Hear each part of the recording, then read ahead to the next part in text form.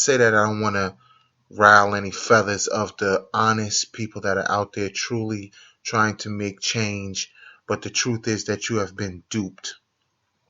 The group Black Lives Matter and other social justice groups that are coming to power at this time, that are making national headlines, are backed by liberal billionaire George Soros. Now, some of you may have heard this rumor and thought, that's just a bunch of gobbledygook. They're just trying to always, put up some conspiracy. But the truth is that the three founders of Black Lives Matter, three females that actually came up with the hashtag, worked for George Soros. Okay, and his affiliated groups. He has the, OSF, which basically funds a whole bunch of different activities, let's just say. The two women that disturbed Bernie Sanders at his protest were part of the Black Lives Matter movement, but didn't announce that they would do it until after the event. So it's basically like a free range group that has just spiraled out of control because anybody is just taking the hashtag and just doing what they want. You have radical elements of it, you have peaceful elements of it. But when you see these protests that are going on around the country, they're all organized and coordinated, and they basically are set to get media attention. You don't shut down highways unless you're trying to get media attention. Now, I know a lot of people are going to come at me in the comments and say, oh, you're a sellout, this and that.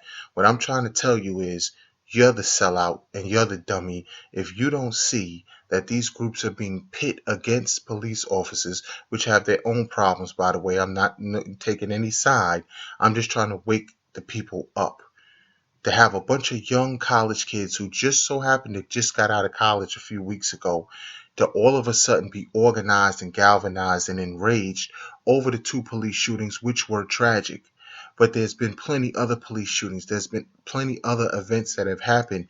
You didn't even get that much outrage when you dealt with Sandra Bland or Eric Garner. Yes, there were protests, but there weren't national shut down the highway movements the way they are now. And with the Dallas police shootings, which we got to on a separate video, which basically shows that there's something fishy going on with that story, because they went from 4 suspects down. They started with 2 snipers, then it was 4 suspects. Now it's just one guy, Micah X. Johnson.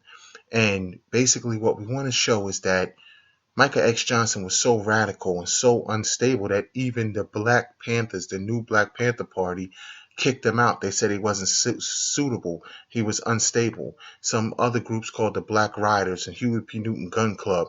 This is all in the Daily Beast article, and you can look that up for yourself. I'll put a link in the description so you can read for yourself both claims that I make it.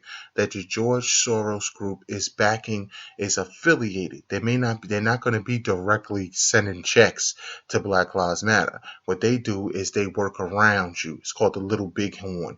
They supply you with different resources and different media opportunities to get all of the coverage that you need, so that all of the worker bees, which are the young people out there getting the tear gas in their face, getting arrested, getting stuff on their records, that down the line will be harder for them to get jobs because of the image Black Lives Matter is going to have in the end.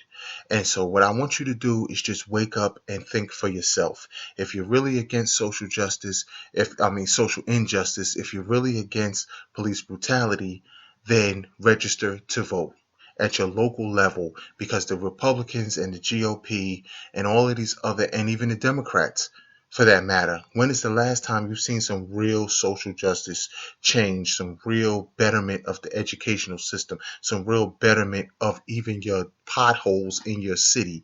That Democrats run the inner cities and all of the metropolitan areas, most of the major cities in the country, Democrats run them. And it's the Congressional Black Caucus that is really the opposition. And if you opened your eyes, you would see past the color, and you would see the only color that matters right now is green. It's not black or white. Okay? So like I said, think for yourself. Black Lives Matter has been put together for a certain purpose, the same way the Tea Party was, and the same way the Occupy movement was. It's built as a distraction from the main issues. Do you notice nobody is talking about what Bernie Sanders was talking about just a few months ago? Free college tuition, income inequality, basically $15 national minimum wage, a true free healthcare system. Okay, these are the things that people can get right now that the millennial generation is going to need because the baby boomers are too freaking numerous. It's too many of them. It's basically they're going to drain the goddamn system, and none of y'all are paying attention. And what I'm trying to show you people is that you have to get past the black and the white and the usual things that we use as distractions and start looking at Chicago and the fact that over 400 people have been killed this year alone in Chicago, and there's no national movement to put a stop to that. The gang violence that's just spilled out of control all over the country. And I'm saying this as an African American. If we can address all of these other issues, we have to clean up our house first. So until you guys wake up and see that you're going out here to these protests, are Black Lives Matter bailing you out? They bail their head people out, but are they bailing you out? Back in the 60s, when you had the SCLC and you had the NAACP and Martin Luther King organizing their marches, okay, they would bail their people out. They would make sure that their people were straight. You don't see the same thing happening here unless you're a journalist or you're within certain circles within Black Lives Matter. So a lot of the stuff that you're watching on television is all getting filtered out. If you want some real coverage of what's been going on, check out my other channel, Rapspiracy News, and you can check that out on YouTube, Rapspiracy News, and I have a bunch of behind the scene coverage, thanks to people like Unicorn Riot, thanks to people all over the world that's live streaming the protests behind the scenes, and you're getting the real unfiltered coverage. So I'm not going to hold you too long on this video. This has been a special report, and we'll do a part 2 where I'll put more pieces together. But know for now that I'm not blind, dumb, deaf, and stupid, and neither should you be. Subscribe to the channel if you like the videos, and make sure you tell a friend to tell a friend. Hood Chart is on the case. Black Lives Matter is a scam, and I'm calling it right now, and you'll see by the end of the summer that I was right. Now make sure you subscribe and make sure you keep your eyes open, stay woke, and stay safe. Let's get it, let's get it, let's get it. Let's get it, let's get it, let's get it.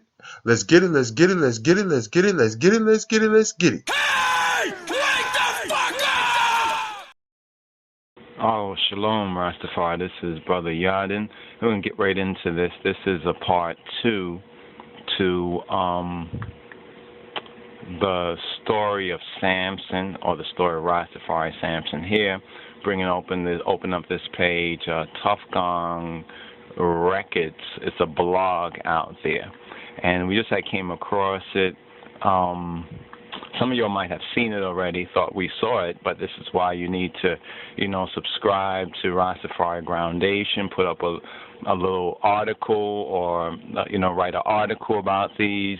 One doesn't have to condemn, right? Don't even have to criticize, just present the facts. But if it's necessary to be critical in this spiritual warfare, in this info warfare, then it's very necessary. I saw this right here, and this is, let me bring up on the page right here. Here we go. This is this particular page right here, and caught it due to the link picture, right? And this page purports to be Bunny Wailer, right? Bunny Wailer of the Bob Marley and the Wailers, abandoned and a band done. Rita Anderson Jarrett could never be a Marley. And it goes through many different facts and factors regarding a real so-called palace intrigue. Here is Rita with Lord, or Baal, Lord Christopher Blackwell. Remember the Baals, the Lords of London, Baal, Baal, Baalim, what that means right there. And the connection now, we were originally seeking to do the article touching on the fact that Bob Marley, let's bring this up right here. Bob Marley, this is one of the pictures right here that we initially saw. Let's bring this up, the conspiracy to eliminate the Wailers' friends and family. Now, you already know, if you've been subscribing to this channel and checked out the videos, that sometimes we'll post up a Bob Marley, a little bit of music to a video, or even Buffalo Soldier, which was honoring those Judahites, Afro-American, Rastafari, even before it was fully recognized because of the trumpet that came out of Jamaica as Rastafari. And right here we have Robert Marley, we have Miss Booker, Peter Tosh down here. We have known and convicted conspirators, right? So this is not our first-hand information, but it backs up our own investigation that something went terribly, terribly wrong.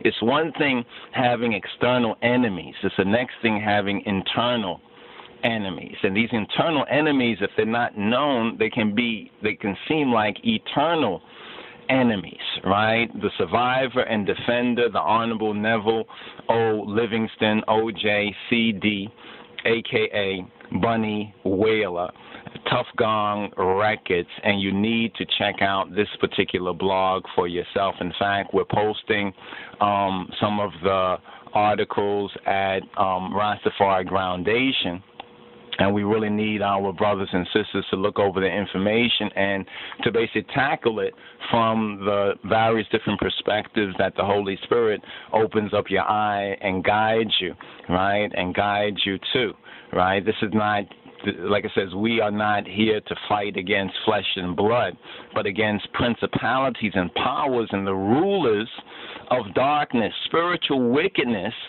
in here's this high and low places, but according to the scripture, in high places. See, this is why Bob wept when we talked about Burhana Selassie. This is why Bob wept, right? Bob wept because we had half of the story, but we didn't have the full story. This we want to touch on Revelation. I think this is the last album by Lee Scratch Perry, right? And Lee Scratch Perry also figures within the big picture, right, in the big picture of what we're speaking about right here. Now, the video that we just posted up on Rastafari Sabbatical, where we say the true story of Rastafari Samson, right, and we basically asked the question, was Bob Marley Benjamite? We identify the Jamaica and the Caribbean as the tribe of Benjamin. You know where the Psalm says, and there is little Benjamin with her ruler, right? With her ruler. And we're speaking about the ruler of Jah, right? This is from Stephen Marley's Revelation, connects with the Torah portion that we are currently in the 47th Torah portion. And here we go right here. Samson. Let's bring this up a little bit more. Not this one right here. We'll touch on this a little bit more. But it is a revelation. Revelation reveals the truth, right? And let's go to the root right here. Samson. Right? Samson. It's from the Big Youth. The Big Youth album cover right here. It was the most appropriate Samson picture right here. So we have Samson. Was Bob Marley, right? Can we say that Bob Marley was a type of Samson? Now, who was Samson? This is the question we have to ask. Who was Samson? Samson was a Benjamite of the tribe of Benjamin. He was one of the judges of Israel. What does that mean? What does it mean to be a judge? See, the first thing when you start to think of, they're taking the words of the positive and attributes it to the negative. So if you hear judge, you're going to think of these Balaam clowns with their curly locks wigs on coming out of old Hangland, or so-called England, place where ones like Lord Christopher Blackwell, Baal. Remember, Baal equals Lord. You can look that up, that the Baal. Remember, Israel, right, the black people, right, speaking of the black Israelites, whom we are, though all of us are not Israelites, as will become clear. Maybe physical, maybe racially, part of this transatlantic slave trade, but not spiritually. Why did Bob weep? Because I believe, or I admit that Bob, he saw these things, but he seeing what he was under, the spiritual warfare that he was under. You know, in a sense, like Samson, he was blinded. Like Samson, his locks was cut off, or his strength, and his whole story was confounded. Now, the good news is actually in the Kibra Neges. Look into the Kibra Neges, right, or the Queen of Sheba and only son Menelik, and read over the story of Samson there. Because we find out that Samson actually had a son from Delilah. Right? Now, people will say, oh, this is just Jewish fables. No, this is the half of the story that you have not been told.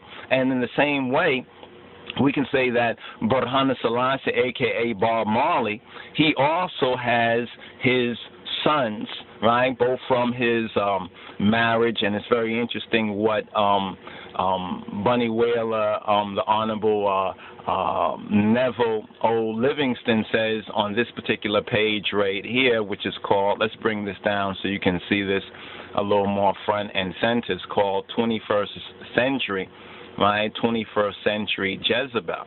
Now, we've been blaming the so-called Europeans and the music industry, the Germans, and so-called Baal black well, a black well. It's a well to throw the lost sheeple right into.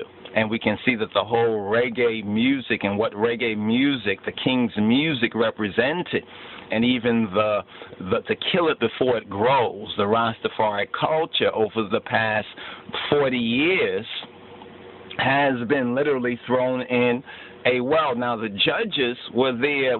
The judges were always raised up, right? The judges were always raised up to save Israel, right? Whenever Israel had went astray and started to worship false gods, right? False ideas, ideals, false goals, right? And started to play the harlot or the whore, they were always taken into captivity by one of the enemy tribes. This is interesting when we look at the reggae music, when we look at what happened to the black civil rights, civil rights movement. First we're going in the positive direction, recognizing the King of Kings, recognizing our divine heritage, recognizing Babylon as the enemy, coming together in gathering, and then some so-called monkey wrench is thrown into the picture. Right? And this is also what happens with the Civil War. There's a Civil War connection or a tribal war connection as well with, this is where I first picked up on this. When I was studying the story of Samson, I noticed that what happened after to Israel, right, that says to black people, to the Rastafari movement and black people after 1981. Now, we also have the assassination and murder of Peter Tosh as well on September 11th. You see, these numbers, these dates are very important. September 11, 9/11, 9/11. So I'm going through this because I don't think I went through enough in the vid that I put up there. And because of the new information that we have come across concerning the 21st century Jezebel. Now, according to this particular perspective, and it fits, it really truly fits. Rita, according to the information that's being put forward by the Honorable Neville O. Livingston, a.k.a. Bunny Wailer, it seems as though Rita fits this archetypal Jezebel, right, even in its New Testament sense, where it says that because you suffer, right, because you suffer that woman Jezebel, which calleth herself a prophetess. People say, well, does she call herself a prophetess? Well, to be a true Rastafari woman, the Rastafari mind is like a prophet, right, in the New Testament sense, then the true Rastafari woman or the Rastafari woman is also a prophetess. You see, many young girls and boys seeking the light of His Imperial Majesty are being distracted from the way and are worshiping Baal, Baalim, the Lords of London, and that conspiracy right there against the King of Kings and Christ. So there's a couple of things that we need to understand well about this, right? That the Philistines, first of all, the Philistines, right, were the number one enemy of Israel. They were the number one enemy of Israel. Now, Philistines are said to mean wallowing in the dust. Now, from the scriptures, who wallows in the dust? Who crawls on their belly?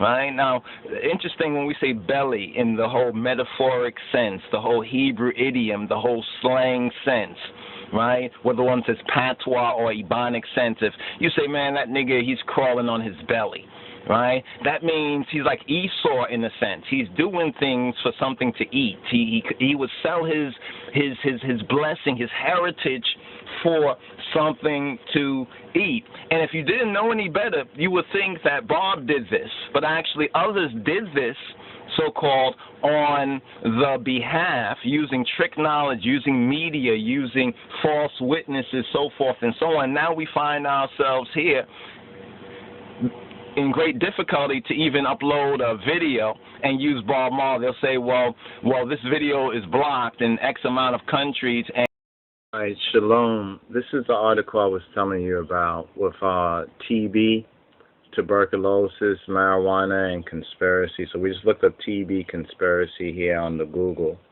and you can see this article from February 5th, 2005, tuberculosis, marijuana, and conspiracy.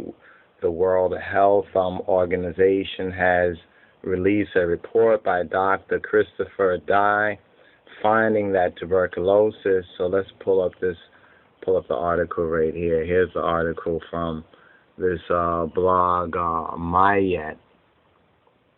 You can see it right here, Mayet. Tuberculosis, marijuana, and conspiracy. It's very interesting. First of all,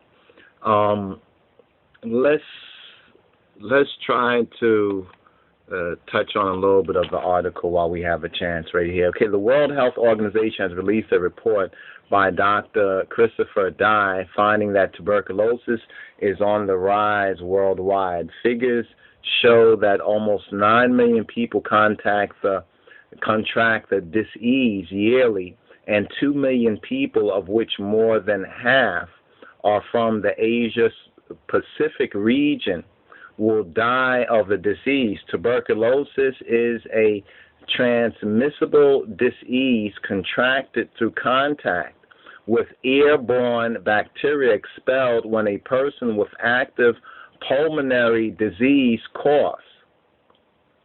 The symptoms of active pulmonary tuberculosis is a persistent cough, loss of appetite, weight loss, night fevers, and profuse sweating.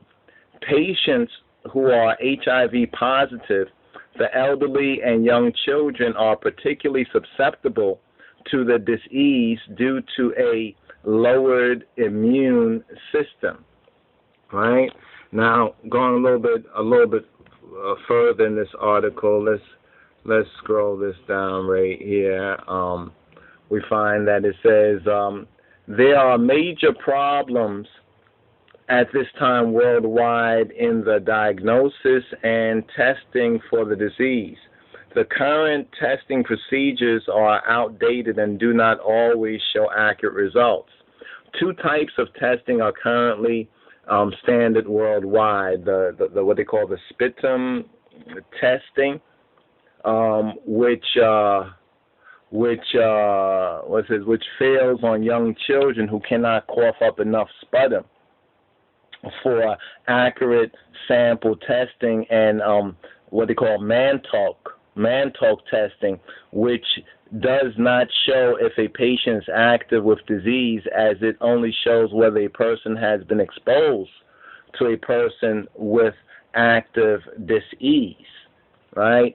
Now, how does all this connect with marijuana? Well, that's some of the background on this, right? Some of the medical background on it. But we're going to scroll a little bit forward, though. We would suggest to anyone to get the article and really study it in more detail for yourself, because there's some interesting things in there that you might, be able to work with, or, might have heard about, and maybe you will have some more to say about that. Now, they're talking about tuberculosis and HIV and South Asia, the whole bird flu thing. Now, right here, this was the part that was of some very interesting interest, because it says the thought of marijuana smoking is brought into question, right? Up to the 1930s, before the banning of marijuana, it was used as a common cure for the disease. Now this line right here. Let's do this right here. This is this line right here. Very interesting line indeed. It says the thought of marijuana smoking is brought into question, because it was up until the 1930s. You see right there, before the banning of marijuana, that it was used as a common cure for the disease, for tuberculosis. Nowadays, marijuana smokers who share smoking utensils like bongs are more likely to spread the disease a lot more easily than health officials are admitting. So this is why we want to put this information out there, right? That nowadays, marijuana smokers who share smoking utensils like bongs are more likely to spread the disease, are likely to spread the disease a lot more easily than health officials are admitting. Many marijuana smokers tested for tuberculosis through sputum testing and chest x-rays show negative results. So those who are now tested, they show negative results, many marijuana smokers, and they say that this is due to marijuana keeping, right? It's due to marijuana keeping the pulmonary disease in check, but not removing it from the bloodstream. Therefore, once again, making testing for the disease much more difficult with antiquated testing procedures used. Now it says down here that figures, let's bring this up. It says down here that figures are not readily available, right? Are not readily available on the marijuana tuberculosis relationship, as testing with marijuana is under worldwide ban. Testing with, you see this right here? That testing with marijuana is under a worldwide ban at this present point in time, and officials will not publicly speak out on the relationship of the two. I've been seeing a lot of these doctors, TV doctors, others out there, that whenever the issue of marijuana comes up, it's almost like about, health or whatnot. They want to say something because they're into medicine, they've gotten into medicine to so-called do no harm, but because of all the economic pressures, they can't say anything. So I want y'all just to note this, right? Now, this paragraph right here is probably very interesting. It's one of the more interesting paragraphs right here, because it's telling you that the thought of smoking, marijuana smoking, came into question up to 1930, before the banning of marijuana. It was used as a common cure for the disease, as a common cure for many others. But notice where this will leave the Leviathan, big business, chemical, drug, big pharma. Where would big pharma be? Big pharma doesn't like this, because it's hard for them to make a product out of it, because it in itself is an enigma. Marijuana in itself is an enigma. With the right knowledge and use and application, it has many beneficial usages. And yet it's so free. It's not something that's easy to be a commodity for those who have investment in Babylon. It's really the antithesis on one level to Babylon and to the system of things, the chemical companies and others, making products out of it, because it in its own natural state is a better product. There's even another clip with Dr. Oz. I don't know if any of y'all out there who are on this particular issue about marijuana and are researching, check out a Dr. Oz episode where he had Montel Williams. Montel Williams showed up on Dr. Oz show where they were debating the same issue, and Montel Williams was defending the smoking of it as being more beneficial for some types of disease or some types of illnesses, such as what he has or what he has been suffering, so forth and so on. That was very interesting because how it gets heated, how the system or the people who speak for like the scientific companies and the federal drug companies and the other rulers of the archons, the ones Babylon, we can say generally speaking, how they try to dance around the truth and will admit the truth but under great duress. It's almost like they will admit the truth, but like in legal thing, they'll put a little disclaimer, it was under great duress. But now, let's just sum up right here as we're coming to the end of this article right here. It says there are two types of tuberculosis plus a number of smaller bacteria of the same family, including Mycobacterium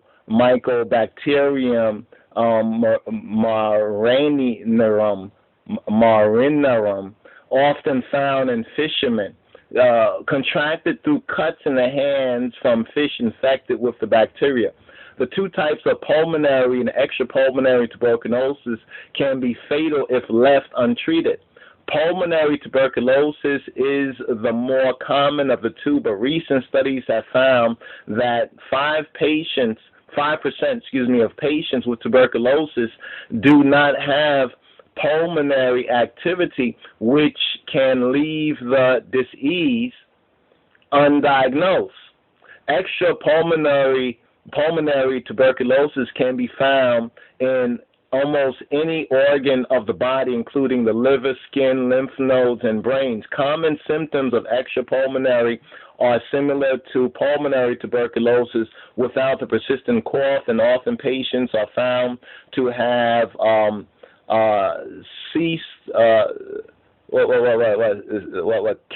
cassating, necrotizing, granulomatous growths in lymph nodes or organs, right? Now, here's the footnote. Now, that whole article basically was general. The highlight there about the 1930s we think was a little bit more significant. But now notice this down here, if you will, this part right here, right? This part right here where it says the setting, right? Right, some studies here, the setting, they say new cases of pulmonary tuberculosis, TB, were noted in a cluster of, get the language here, young Caucasian males, young white males, right, young Caucasian males. An unusual ethnic group for this disease in Queensland, Australia, an unusual ethnic group.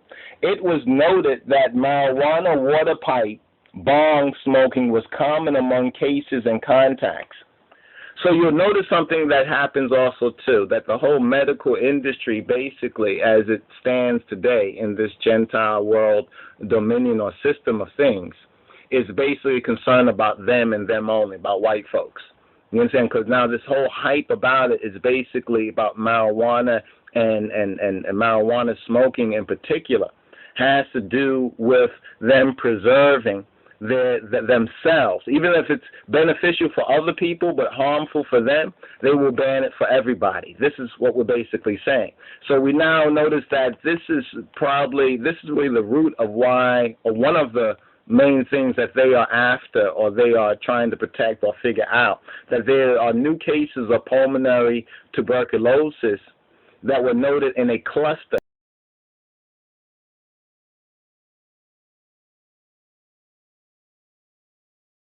Well, as a new pain pill 10 times stronger than Vicodin gets closer to hitting the market, drug addiction specialists are expressing concerns over this. They're worried it will add to the most dangerous pill yet, and become that, to a huge drug addiction problem in our country. It's called Zohydro, 10 times stronger than Vicodin, and the drug enforcer, the DEA, does not want this pill on the market for reasons that you might be able to guess. So Hydro, and the product will be the first time you could legally buy pure hydrocodone. Zohydro is a pure form of hydrocodone. It's 10 times more powerful than Vicodin or Lortab, which are the existing forms of this drug on the market. Usually they're paired with Tylenol or ibuprofen. This medicine is coming out pure. It's just pure straight. Pure straight. Almost like heroin or something. Exactly.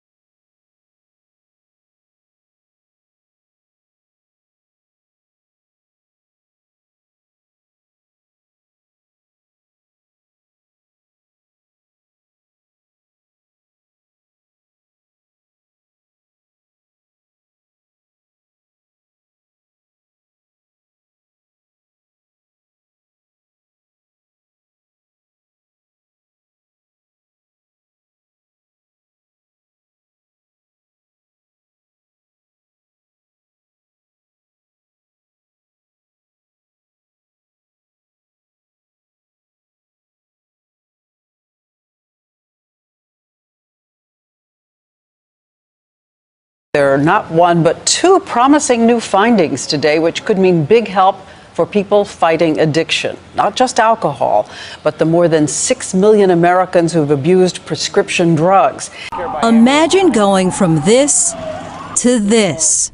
I've never felt better, probably never looked better. What if a shot or implant could help alcoholics and prescription drug addicts the same way insulin treats diabetes or Prozac aids depression? Vivitrol is the first injectable drug to treat alcohol dependence. Today, the FDA approved the drug to treat the 2 to 5 million Americans addicted to painkillers. Considering the success of Vivitrol with alcoholics, was it a no-brainer to then use it for people who are... If you can get it in, and addicts don't have to choose whether to take it or not, it's likely going to have a significant impact.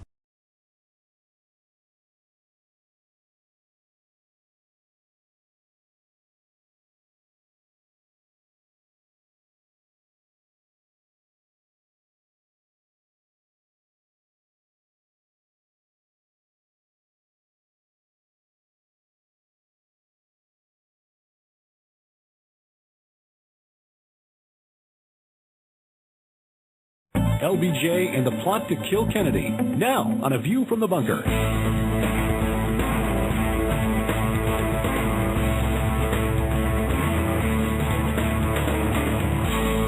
Things are often not as they appear, and one of the best examples of that is one of the iconic historical moments of the 20th century, the assassination of John F. Kennedy. Our guest tonight is going to talk about that. He's a repeat guest, and we're honored to have him. He's a regular, or at least a frequent visitor on Coast to Coast AM, the author of numerous books, including The Giza Death Star, The SS Brotherhood of the Bell, and his brand new release, LBJ and the Conspiracy to Kill Kennedy. It's our honor to welcome back to the bunker Dr. Joseph Farrell. Joe, thank you very much for joining us tonight. Thanks for having me back on, Derek. Appreciate it. Should we assume from the title of your book that you don't accept the official story of what happened in Dallas? No, and no, I never have. I was, as I mentioned in the book, I was 6 years old at the time that happened, and I was actually homesick on the Friday that it happened. So I watched it. I remember. Wow. Yeah, I remember very vividly. My mom was sitting on the couch sewing and watching her soap opera As the World Turns, and I was sitting there sipping chicken soup and playing in my coloring book and trying to get well, and then all of a sudden CBS interrupted the program, and then of course you began to hear the story come out. So I literally watched the whole thing with my family that whole weekend, the shooting of Ruby on TV and the state funeral, everything. And it left quite an impression because, by the time that Oswald was shot, quite literally murdered on national television, I remember very vividly thinking that something was very wrong. And of course, at 6 years old, you don't know much. But then, of course, my parents began talking, and my father was very clear that this was very bad, and that it was not a typical lone nut assassination. And a year later, I remember that very vividly too, when the Warren report was finally published. it was excerpted in newspapers around the country, including our local newspaper in Sioux Falls, South Dakota.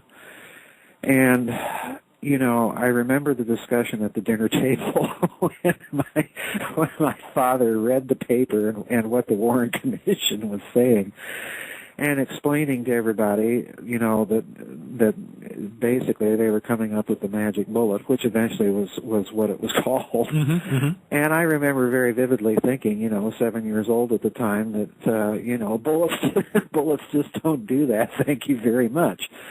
So yeah, it left a big impression on me as a kid. So what led you to investigate? Was it a personal thing, or is it just a natural curiosity with the unexplained? Well, this book is unusual. I had always kind of followed the Kennedy assassination. I have a rather large library of literature on it.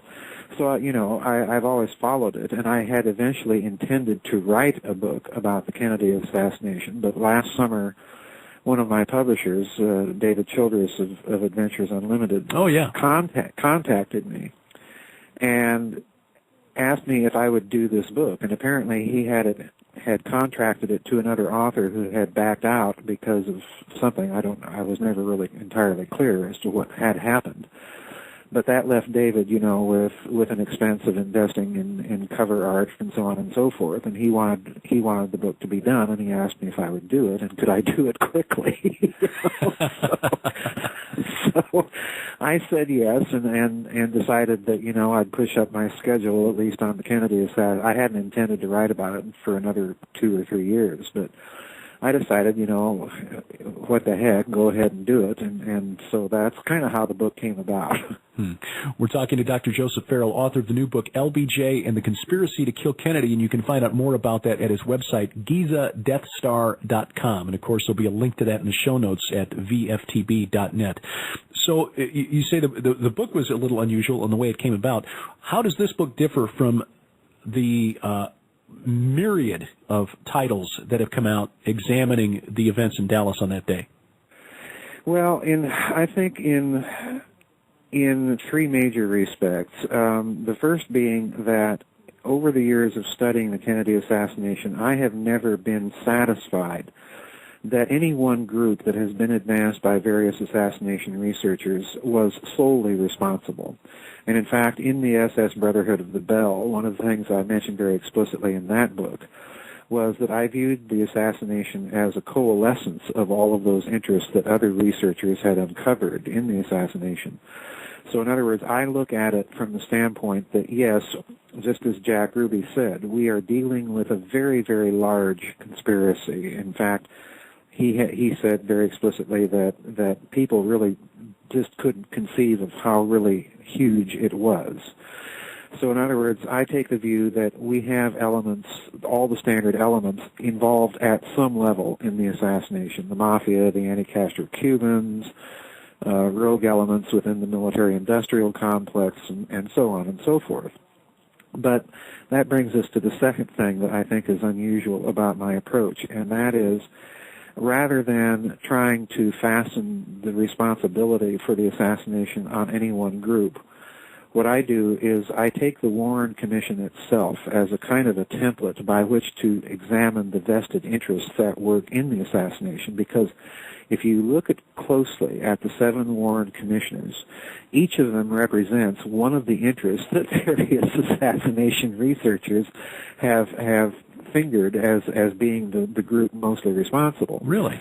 So yeah, that's one thing that emerges very clearly in the book is you have a very clear template of interest being protected in the Warren Commission.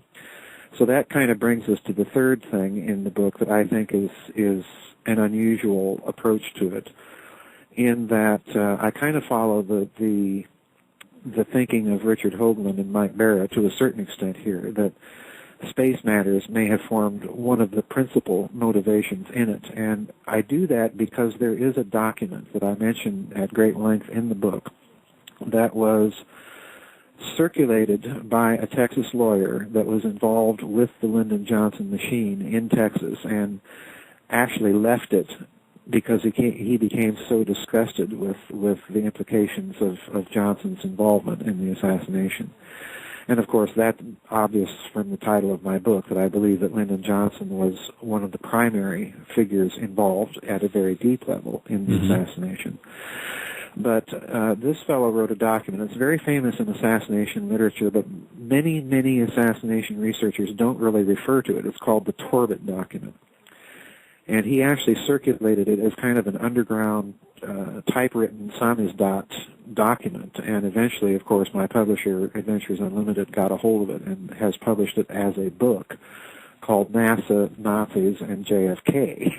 So, yeah, the document is very, very revealing, because if you read it, you know, it was circulated, I believe it began to be circulated circa 1972-73, that period of time. So in other words, it appears rather early, within a decade after the Kennedy assassination.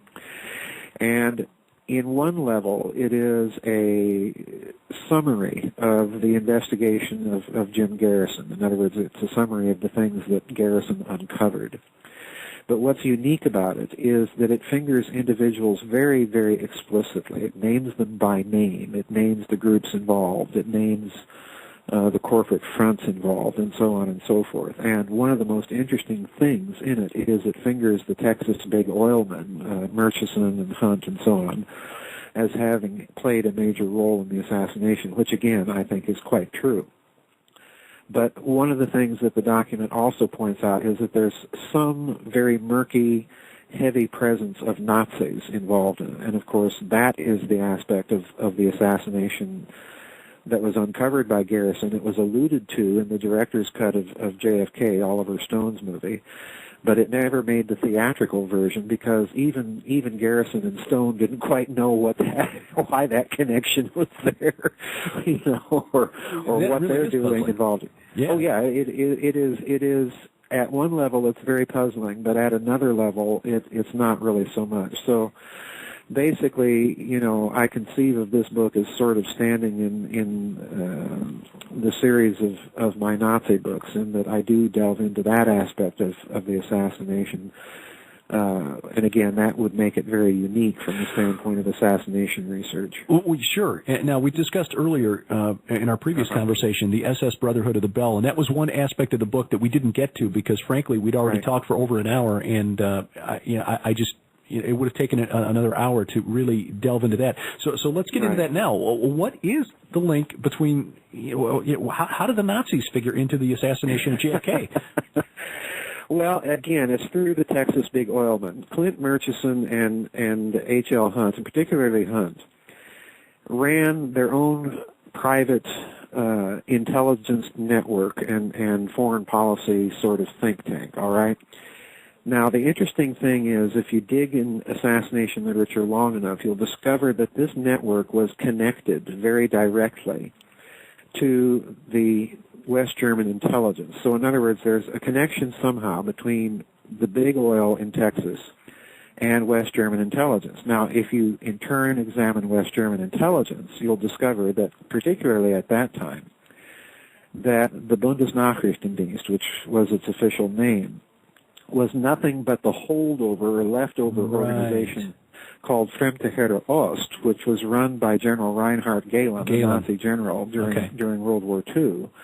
And Fremde Heere Ost was nothing but Nazi military intelligence in Eastern Europe and the Soviet Union. And the organization was huge. At one time, it's estimated that General Gehlen was running approximately 4,000 agents behind Soviet lines, and then later, after the end of the war, inside of Eastern Europe and the Soviet Union. So in other words, if you look at West German intelligence, what it really is nothing but a continuation of this Nazi intelligence unit. And it's very important to remember that at this time, General Gehlen is still in charge of it. Right. So in other words, you simply have changed the name from Fremde Heere Ost to Bundesnachrichtendienst, but essentially it's still the same unit of Nazi spies. I think that vaccines should be given at night to be the most effective. Why? Just a shot in the dark.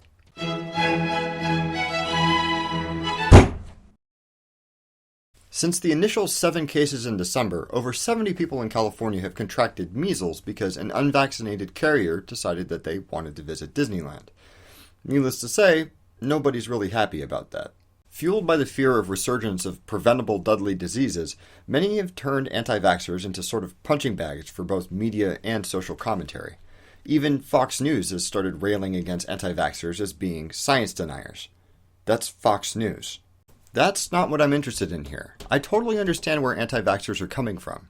Being injected with substances that you don't fully understand, especially in an atmosphere where people are telling you that they might be harmful, is scary. Also, parents are intensely motivated to protect their kids, to feel in control of their welfare. And when the status quo of vaccination doesn't feel like they're doing enough, they'll seek out any way that they can to gain peace of mind that they're doing more than other parents. However, the prevailing scientific consensus is that vaccines are an important and necessary measure against infectious diseases. The vast majority of medical researchers assert that the most commonly cited reasons for not vaccinating are either demonstrably untrue or reference risk factors that are considerably less risky than being unvaccinated. Vaccines weren't really controversial up until around 1998, when Andrew Wakefield raised some concerns that maybe the MMR vaccine was causing autism, concerns which were later refuted, several times over, by some very large and much better constructed studies than Wakefield ever performed.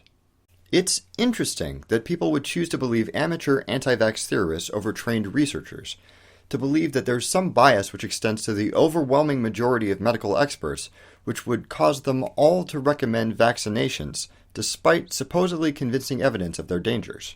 By definition, that accusation is an accusation of conspiracy, a secret plan by a group of people to do something harmful. Whether medical experts are allegedly refusing to examine the evidence impartially, or are being intimidated into silence by their peers, anti-vaxxers are suggesting that those experts are willingly and actively suppressing the truth in favor of a harmful lie. Now, to be perfectly fair, accusations of conspiracy are sometimes accurate. From President Nixon's underhanded political activity to the Church of Scientology's infiltration of the U.S. government, those things actually happen. But many theories about conspiracies require a certain pattern of thinking which makes it difficult to recognize whether they're actually plausible or of the tinfoil hat lizard people variety. So the question is, in order to decide whether or not to trust a particular scientific consensus, how might a discerning person decide whether an accusation of conspiracy is potentially true and deserving of further investigation, or just misguided crazy talk? What makes a bad conspiracy theory? Well, first, there's disproportionate weighting of evidence. A conspiracy isn't the only alternative to the official story. It's just one among thousands of potential explanations, each with their own degree of likelihood. In order to be worth considering, it's not enough to demonstrate one or two problems with the official story. A plausible conspiracy has to explain all of the evidence, including all of the evidence used in support of the official story, better than the official story does. Most bodies of scientific research have a few contradictory results. As noted in the previous episode, most modern papers acknowledge that there's a small chance that their results are an error or a fluke. As such, a theory about a conspiracy which cherry-picks evidence for its own conclusions while ignoring all contradictory evidence or dismissing it as being a cover-up is probably just overselling an idea that simply isn't well supported. For example, anti-vaxxers will frequently refer to anecdotal cases of vaccines having caused autism, but they won't really talk about or acknowledge the numerous rigorous scientific studies that demonstrate that there's no causal link between the two. Another common trait of bogus conspiracy theories is that they posit an impossibly large number of complicit parties. That's people in the know who ought to come forward who don't for some reason. Considering the incredible lengths that governments go to screen people for top-secret clearance, and considering the regular failures of even those rigorous systems of secrecy, the idea that thousands upon thousands of researchers and experts would all collectively keep their mouths closed about some dark secret for decades is kind of a stretch. So conspiracies have a whole lot of ground to cover before they're plausible explanations for events, yet they still contain all of the drama and allure of a spy thriller, while flattering their believers for being smarter than the rest of the sheeple. Compared to the boring, mundane story that vaccines work exactly the way that doctors think they do, a conspiracy, or a secret that they don't want you to know, is way more exciting. But buying into that conspiracy theory and confirmation bias isn't a rational decision. It puts both the child and everybody who comes in contact with them at significantly increased risk. And the more resources that scientists have to pour into constantly reasserting accepted scientific principles in media, and refuting any accusations of some sort of scientific conspiracy, the more dangerous the world those children live in becomes. After all, evolution isn't going to wait around for us to be ready for the next big disease, and it would be very helpful if we didn't also have to fight battles that we've already won. What's your favorite conspiracy theory? Is it actually plausible? Please leave a comment below and let me know what you think. Thank you very much for watching. Don't forget to blah blah subscribe, blah share, and don't stop thunking.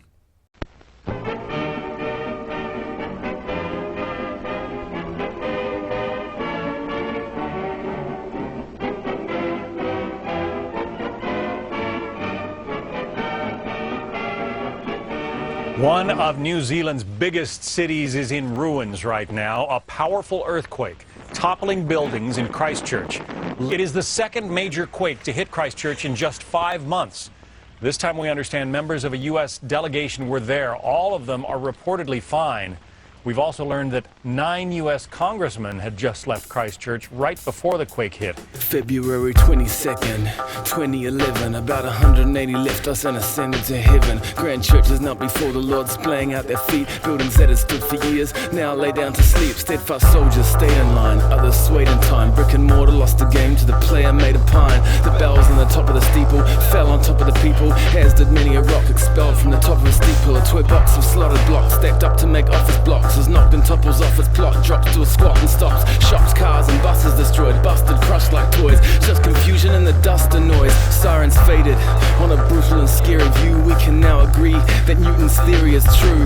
What goes up must come down. The universal pain of just one town, Christchurch. As the aftershocks continue. Cameron? Sarah, thank you. And joining me now, FEMA's Deputy Administrator Tim Manning on the phone from Christchurch, New Zealand.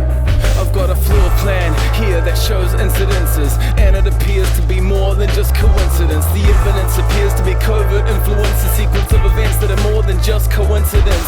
So many incidents, somewhere there's blueprints that show this instance was more than just coincidence. The evidence appears to be covert influence, a sequence that are clearly more than just coincidences. I want to go to retired Coast Guard Admiral Thad Allen, who was in Christchurch, New Zealand, where this quake hit. Admiral, I'm very pleased to find out that you're okay too, but what were you now doing there? To explain what I'm about to, we have to go back near a century. Tesla sent electricity through the air independently. Consequently, without consent, the US seized his invention, sealed in the center of sensitive secrets, secured for selfish intention. Yes, it was stolen for the American dream of war and a global weather controlling scheme. The regime can beam offshore, but this ELF projector needs conductors to comply. So planes spray metal oxides and construct them in the sky. Was this technology used to enhance the blind thrust on a full moon high tide and blame it on colliding crust? Nature cracked, I take back to Occam's razor makes a track, and cause of this New Zealand has its own Patriot Act. A tide so slick in action we can't escape the rip. Take a dip in the sinkholes and liquefaction, enhanced nature strip. And our loyal infancy, we were stolen by the Royal Infantry, and the foreshore and seabed was sold to the oil industry. With these aspects joined together in a naturally forming weather, rainbow clouds and planes scattering matter all in the ether. We Kiwis hardly peep and tend to run from trouble, but f*** that, it could have been me condemned under the rubble. Three stooges enter stage right and charm the meek. See through intentions they strike and command the weak. Policies take flight in daylight, alarms repeat. Arrest Parker, Key and Brownlee and demand they speak. Their band-aid is band-paid, a blank page of planned trade that fits well into the notion that this quake was man-made. On reflection, the second line of the song is wrongly worded. Correction, the people that had gone were murdered.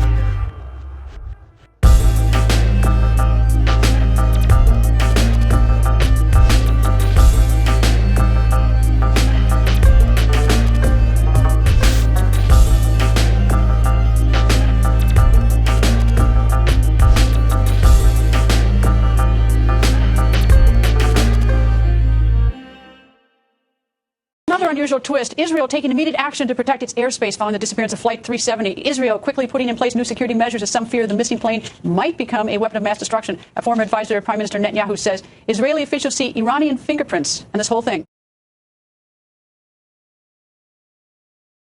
We are watching a spellbinding international geopolitical thriller.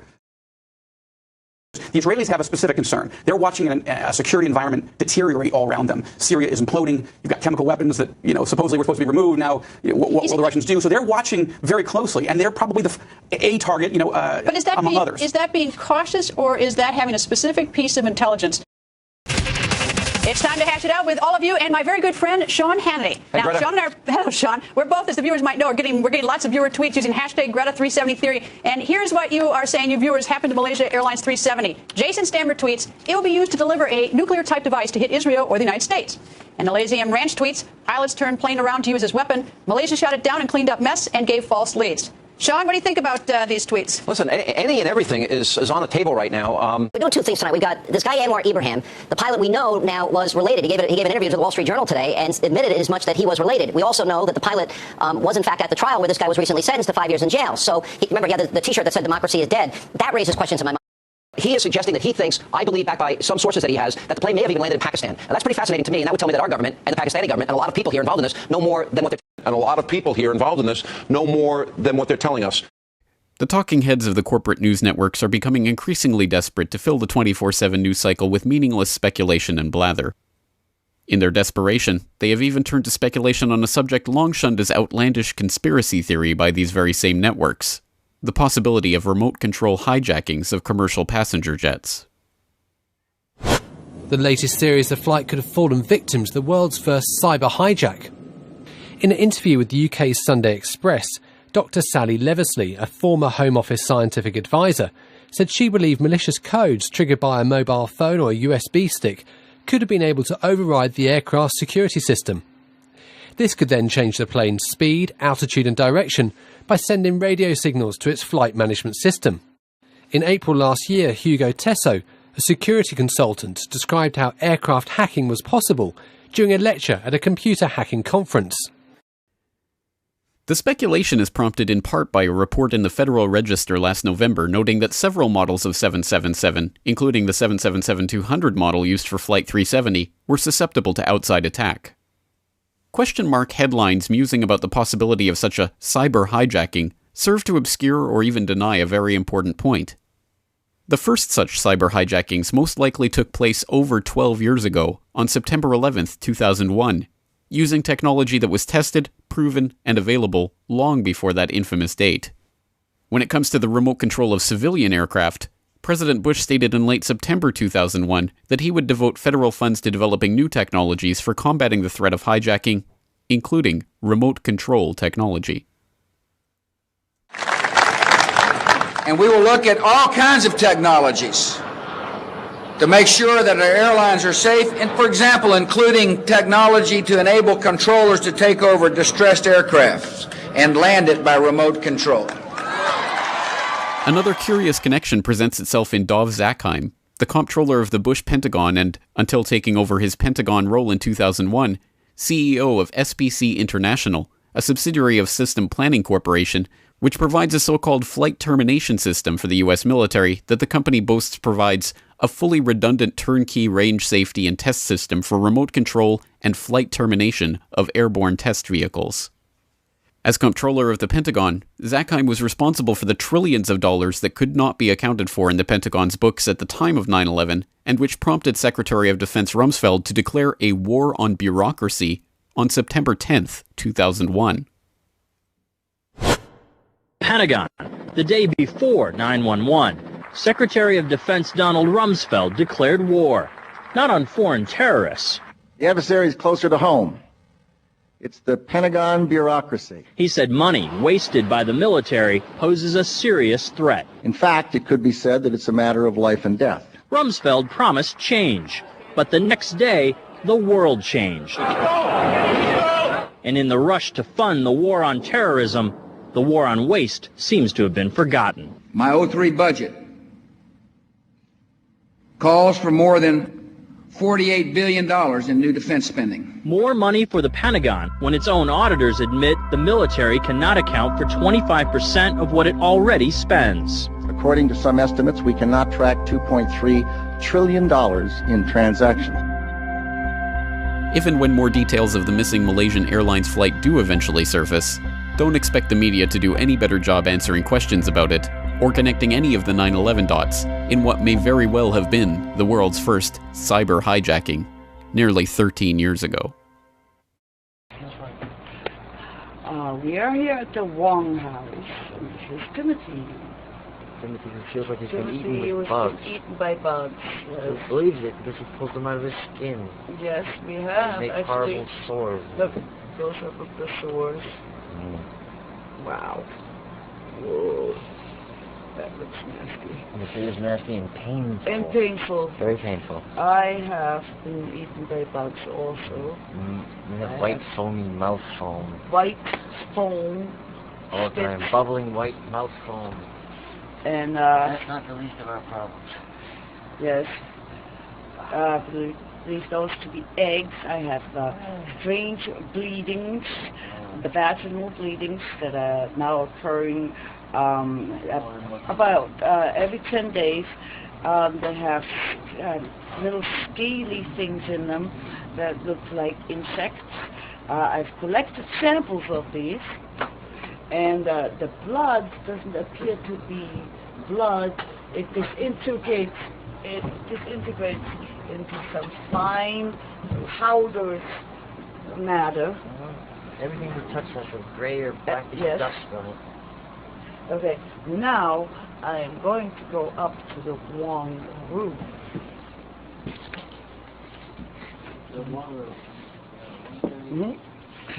That is for emergency access only for a good reason, because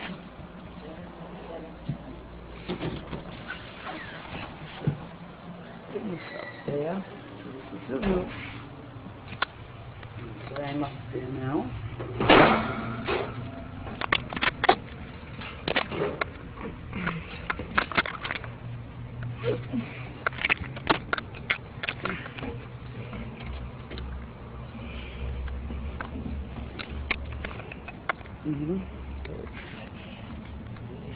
Strange patterns.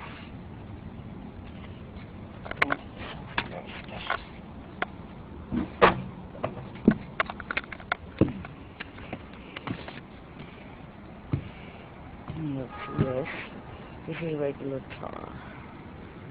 Okay, corroded a little bit from the rain. This is not.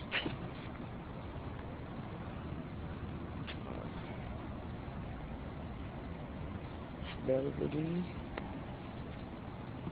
It's got strange consistency.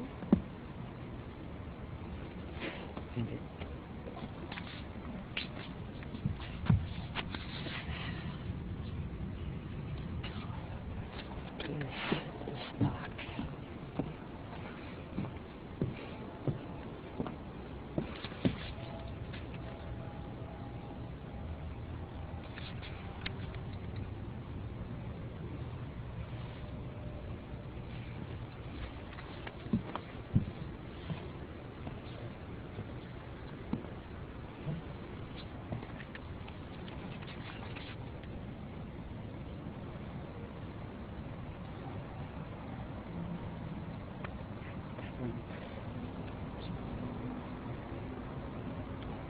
very much repeat something like this.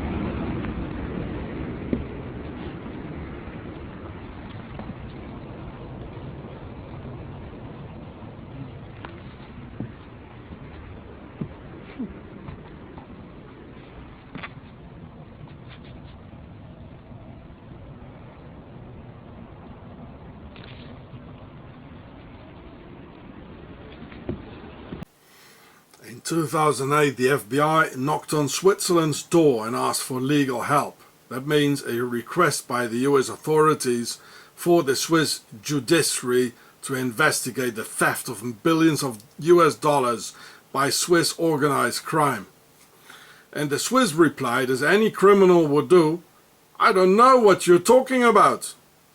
Over the years they got bolder, with pressure building up, arrogantly saying, "Do you know who we are? We are Switzerland you're dealing with, and we do what we want, because we are a sovereign state."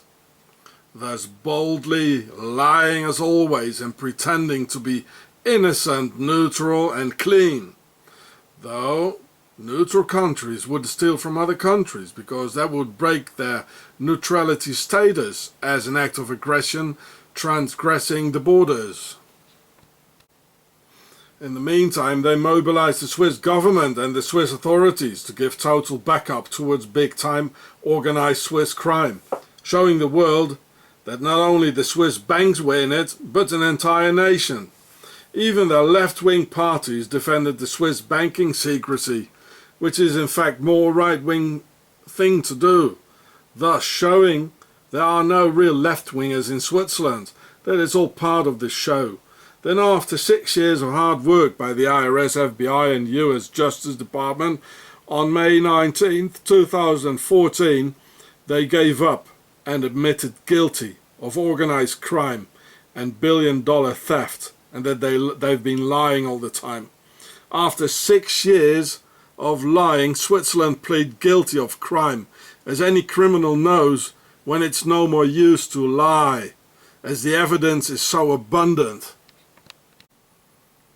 And it's not only these past 6 years Switzerland and the Swiss have been lying, but their entire history is based upon lies, crime, theft and assassinations. During these 6 years they've tried with an incredible team of super sly Swiss diplomats to stall time and have grass grown over it so everyone would forget about it. But unlike under Swiss sleeper agent President and General Eisenhower, this time the US didn't let go and forced Switzerland to stop lying and admit guilt. And I know too what a bunch of evil liars the Swissies are, which now could be witnessed by the whole world. 6 long years Swissies have been saying, "No, we didn't steal. Switzerland is honest. We honest Swiss don't steal." But in the end, and after all the lies, Switzerland finally admitted to be a bunch of thieves and big-time liars. Just as they lied about the Nazi gold, the financing of Hitler, the Red Cross Nazi Red Line, and today's terror, torture and assassinations of immigrants. Now, the Swiss want vengeance, as they are very vindictive in their hearts, but they don't have the Germans to do it for them anymore. So they went to Iran last Easter and said, hey, let's work something out. We don't like the great American Satan either, because they destroyed our banks and made us look like thieves and liars in the eyes of the world. And if you would have talked to just any Swiss the past 6 years, you could have felt how they hate the US and the Americans because of the Swiss banks and the IRS. And I even found several appeals for violence against US citizens published in several Swiss newspapers because of the US and the Swiss banks. And I've published some of it on YouTube. Switzerland is a menace to the world, and let's hope the US won't stop with this victory, but will smoke these Swiss Nazi out of their rat holes. Switzerland, a bunch of criminals with the country. Yeah, in this article from February 2009 from the BBC, the Swiss windbags, they still have a very big mouth, you know, and they trying, just as Mr. Hitler said, well, there was their pal, Mr. Hitler, the Swiss agent, Mr. Hitler, who said, well, the bigger the lie, the easier the people, you know, accept it and digest it. So, similarly, they still have a big mouth here in 2009. I'll show that. Here, the Swiss windbags, under pressure. Here it says, this is a clear case of power triumphing over the law, said Gabi Huber. Oh, Hoover, don't we know that name? Hoover. J. Edgar Hoover, Herbert Hoover. Well, they did the Black Tuesday in 1929. Well, here's another Hoover, Member of Parliament.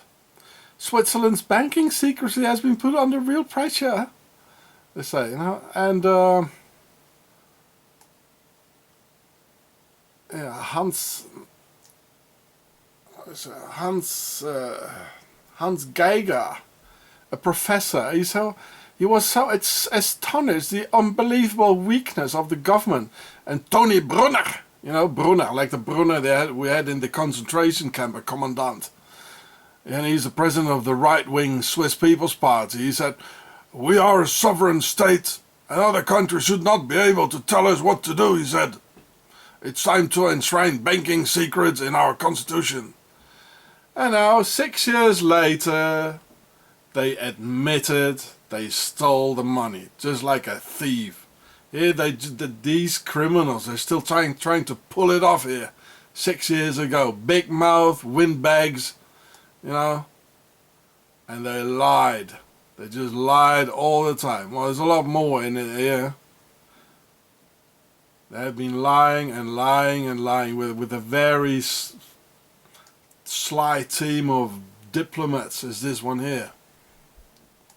But it has come out now that they lied. They've been lying all the time, no matter what they said. And here in Wikipedia it shows when it started, 2008. And well, I put the article in the link so you can read it for yourself if you want. Yeah, Switzerland, the organized criminals with the country. I'll put it in the link too.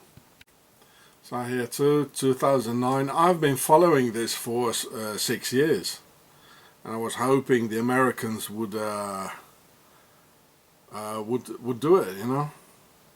Here again, the right wing Swiss People's Party, Tony Brunner. He said, "We are a sovereign state, and other countries should not be able to tell us what to do." It's, you know, so here they're still trying to pull it through, you know, with sheer bluff. They're just bluffing, you know, and lying, stalling time. We are so clean and neutral. Well, in the end, they admitted they stole everything. So they've been lying for 6 years. They've been lying through all their history. In about the Second World War, they've always been lying. Here, the proofs that they have been lying all the time these 6 years. The proofs are here. The world has seen it, what a bunch of liars they are.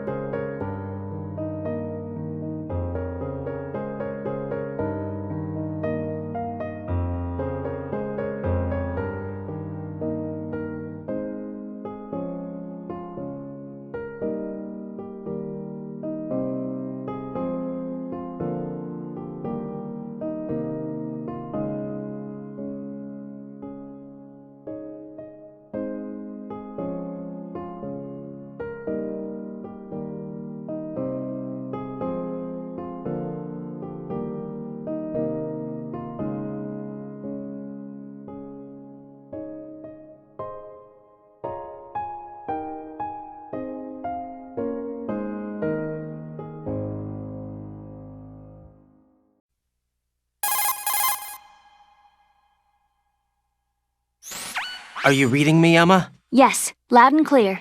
The president said that Arsenal gear was the Patriots' key to supremacy. That's as good a description as any. What exactly is it? It's a massive data processing system capable of controlling information on a global scale. A data processing system? That's right. The system's a social device for maintaining the Patriots' control. You've lost me. Well, in this day and age, information emerges from every direction and is freely distributed. A variety of information gathered by servers employing the latest in high-speed communication networks and P2P technology is rapidly circulated to individuals. In fact, the speed of this circulation process is accelerating on an almost daily basis. The Patriots seem to be afraid of this development. Apparently, they believe that their role will shift from dominant to dominated. Huh? Let me give you an example. You're aware of Solid Snake's anti-Metal Gear activities, aren't you? Yeah, I know a little about it. Well, that's just a small sample of uncontrolled information. I can guarantee you the Patriots did not want Solid Snake's name publicized. Now, look at it like this. Political scandal, corporate corruption, up until now, the Patriots have managed to keep a lid on these and other self-serving events. But with their existing data processing system, they're no longer able to effectively control the flow of information generated at the individual level. With the newly created system, they can fully regulate digital information. High-level information can be categorized in stages, given clearance levels, and deleted as necessary, never to be seen by the public.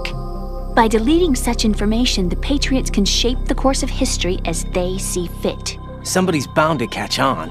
No, the memory capacity, not to mention the lifespan of the average individual, is extremely limited. On the other hand, digital information lasts virtually forever. It doesn't deteriorate. So? The alphabet, 26 letters, right? It could have been 30 letters. What if the 4 deleted letters were controlled by a program? Impossible. It's not. In fact, something similar is already underway. Do you know how many genes exist in an individual? About 30 to 40,000? Right. That's what was announced at the turn of the century. But there's actually 100,000 according to the original theory advanced by the scientific community. Information regarding the remaining 60,000 was suppressed by the Patriots. No. Why?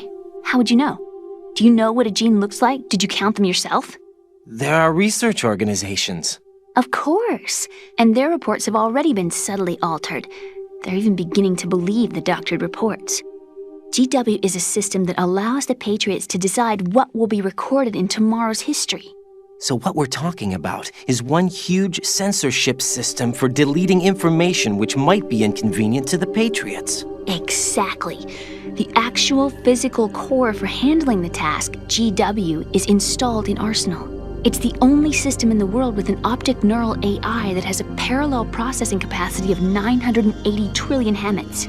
I suppose that being a specialist in neural AI and complex logic played a significant role in your association with the Metal Gear project. That's not the only reason. What do you mean? I guess there are plenty of other reasons. Yes, there are. I understand. Do you? So Arsenal gear was actually designed to protect the GW system, wasn't it? Yes. It's armed with everything, including nuclear weapons, and is fully equipped with cyber-terrorist countermeasures. Physically and logically, it's the ultimate fortress for housing GW. But is the AI actually capable of controlling everything? No. GW is only the system's core. It's only for deciding what data is stored or deleted. The actual subsystem for executing the task exists within our social structure. What? Do you remember the panic that gripped the computer industry prior to the end of the century? You mean the Y2K problem? That's right. If you recall, our government supplied the world with a countermeasure program, using the internet at full capacity. The program was distributed to every governmental organization, every key facility throughout the world. In addition, the same program was included in an OS application for distribution among the public.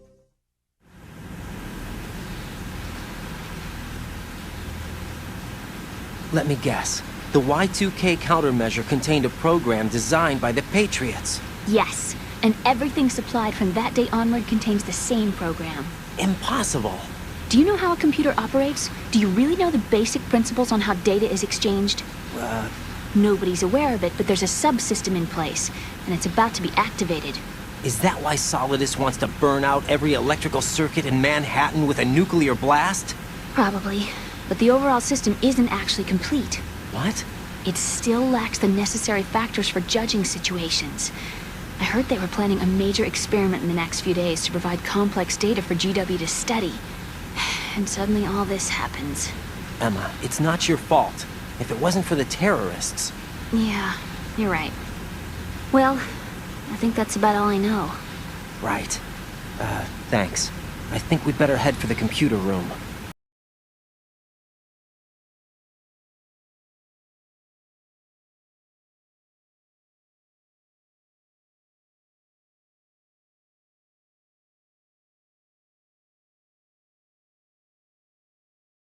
I'd like to introduce our next session. Do we have a title for this? I think it just states it. Nope. There we go. Well, there it is. It's the 9/11/3/11/77 connection. And we'll welcome back our two presenters, Annie Michon from UK, who's already given a couple of presentations this week and was our keynote speaker just a little while ago. And then Ian Crane, who's heavily involved in the UK 9/11 Truth Movement.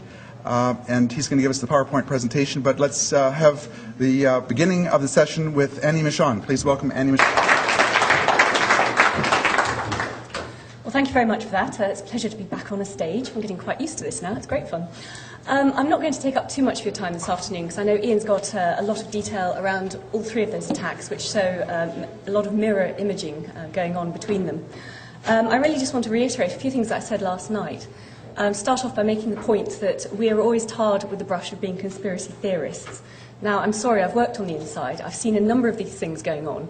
This is not a theory, this is fact. And the sooner that more people wake up to this, the better, because we can start affecting some serious change. The things I just want to run over very briefly in terms of what we saw. I want to re-mention the Gaddafi plot.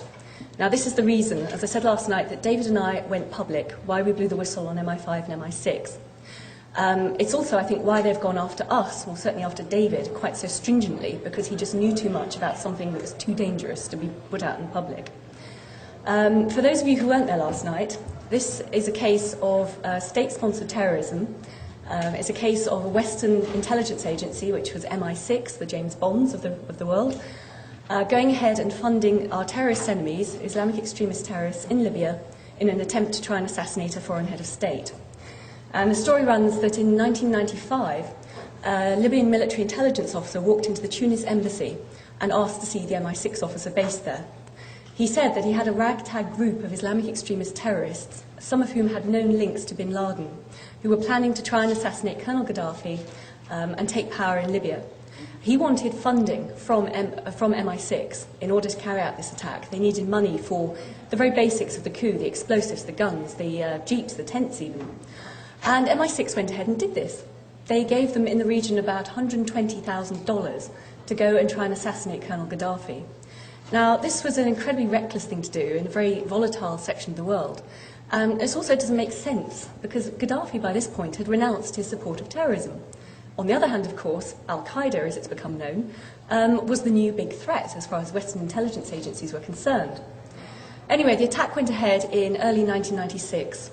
A bomb or grenade was put under the wrong car, part of a cavalcade that Colonel Gaddafi was driving in, and he obviously survived, but innocent people died. Not only the ones travelling in the car with the bomb, but also in the ensuing security shootout. So innocent bystanders standing there waving their Libyan flags as Gaddafi went past died in the shootout. So these are innocent people. These are someone's families, sons, daughters, brothers, sisters. These are not collateral damage, which is what these people in the intelligence services would have us believe. The operation was also illegal under British law because MI6 didn't get permission of the Foreign Secretary, its political master. Without that permission, they are as guilty as you and I would be if we conspired to carry out murder abroad. So for a whole range of different reasons, we were disgusted with this attack. We went ahead and left MI5 and we went public with this. The initial response of the government when David brought this information to their attention through a legal channel was to have David thrown in prison in Paris with a view to extradition. And also, of course, to, at all costs, avoid a public inquiry into this allegation. And they managed to do that by wheeling out the then Foreign Secretary, a man called Robin Cook, who's now dead, to appear on a high-profile political show in the UK called Breakfast with Frost on a Sunday morning. This was the day after, well, this was the week after the story appeared in the national press. Cook had had no time to conduct a proper inquiry, but he went on the show and categorically denied anything that MI6 had anything to do with it. He said that there was absolutely no basis in fact to Shayla's allegations, and that it was pure fantasy. Now, subsequently, other information has come out into the public realm that proves what Dave said is true. There was a leaked document from MI6 that came out in the year 2000 showing precisely the attack, precisely the plot that David had talked about. Also, information has come out via the French intelligence services pointing to the fact that there was a man called Abdullah Radwan, who was the Libyan military intelligence officer who went ahead and carried out this attack. He's subsequently been killed. So this is manifestly not pure fantasy. But to this day, the Foreign Office will say it still is. And they expect to be able to get away with it. And of course, with the current form of government in the UK, they can. There is still no public inquiry. And now running through that very rapidly, and also there are a number of other cases of state-sponsored false flag terrorism that we saw, both in Northern Ireland, where MI5 employed agents to penetrate the IRA, and then allowed them to run amok, even to the extent of killing other MI5 and army agents to maintain their cover. It was completely immoral. There was also the case of Mossad bombing its own embassy in London in order to shatter a Palestinian support network in London and to gain greater security around their embassy. So I'm just raising some of these issues, really to highlight the fact that these are not isolated instances. Of course the intelligence services and rogue elements of the government will cover up for them. Of course the intelligence services play dirty. But we expect them not, if they're going to do that, to a certain extent, at least to do their job properly and protect us. And certainly in the UK, we are not offered adequate protection by MI5 and MI6, as we saw with 7/7. They play fast and loose with our lives. We're just, collateral damage if we get caught up in a terrorist activity in our own countries. So this is part of a pattern. It's part of a power play on their part, and it's part of jobs for the boys. They want to ensure that there is always a state of perpetual warfare.